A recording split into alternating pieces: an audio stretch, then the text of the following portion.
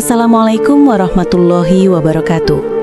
Pernah nggak kamu terbangun di tengah malam, lalu diam-diam memikirkan masa depan anakmu? Saat rumah sudah sunyi, saat semua tertidur, tapi pikiranmu tidak. Kamu bertanya dalam hati, "Ya Allah, nanti hidup anakku bagaimana? Apakah ia akan cukup? Apakah jalannya akan dimudahkan atau dipersulit?" Menjadi orang tua itu aneh.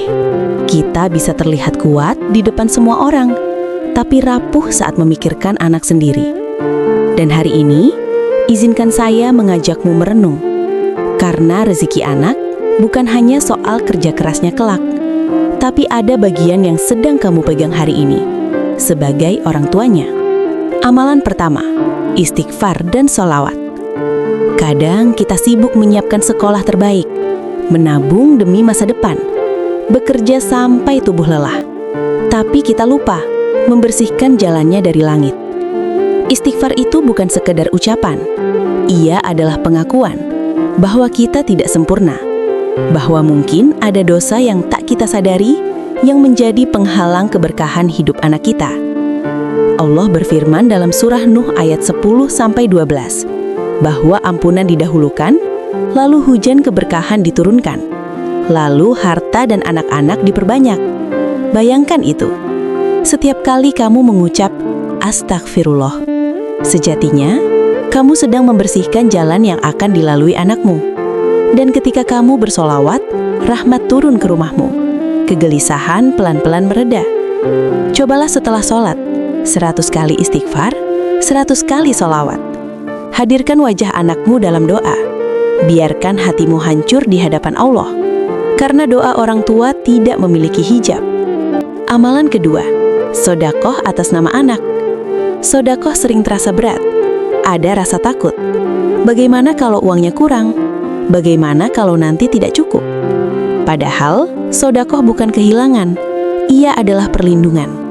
Kita tidak tahu tikungan tajam apa yang akan anak kita lewati. Kita tidak tahu ujian apa yang menunggunya. Tapi sedekah adalah cara kita berkata pada Allah tanpa suara, "Ya Allah, aku titip masa depan anakku kepadamu." Sedekah kecil tapi rutin atas nama anak, itu seperti pagar tak terlihat yang melindunginya. Mungkin kamu tidak melihat hasilnya hari ini, tapi suatu hari nanti, saat anakmu selamat dari keputusan buruk atau dipertemukan dengan orang baik, mungkin itu buah dari sedekahmu yang sunyi. Amalan ketiga, doa yang benar-benar berserah. Ini yang paling sulit, berserah. Kita ingin mengatur segalanya, ingin anak sesuai rencana kita, ingin masa depannya seperti yang kita bayangkan. Tapi pernah nggak kita benar-benar berkata, "Ya Allah, aku sudah berusaha, sekarang Engkau yang menjaganya." Bukan doa yang penuh tuntutan, tapi doa yang penuh kepercayaan. Karena pada akhirnya, kita hanya bisa menemani anak sampai titik tertentu. Setelah itu ada wilayah hidup yang hanya bisa dijaga oleh Allah. Dan ketika hati orang tua benar-benar tawakal, ketenangan itu menular. Anak tumbuh dalam rumah yang penuh doa, bukan penuh kecemasan. Jika kamu masih mendengarkan sampai detik ini, mungkin hatimu sedang berbicara. Menjadi orang tua bukan tentang memastikan hidup anak tanpa ujian, tapi memastikan mereka selalu dalam penjagaan Allah. Istighfar, sholawat, sedekah, dan doa yang tulus. Itulah warisan terbesar yang bisa kita berikan. Sekarang, izinkan saya bertanya dengan lembut. Amalan mana yang selama ini paling sering kamu abaikan? Tuliskan di kolom komentar.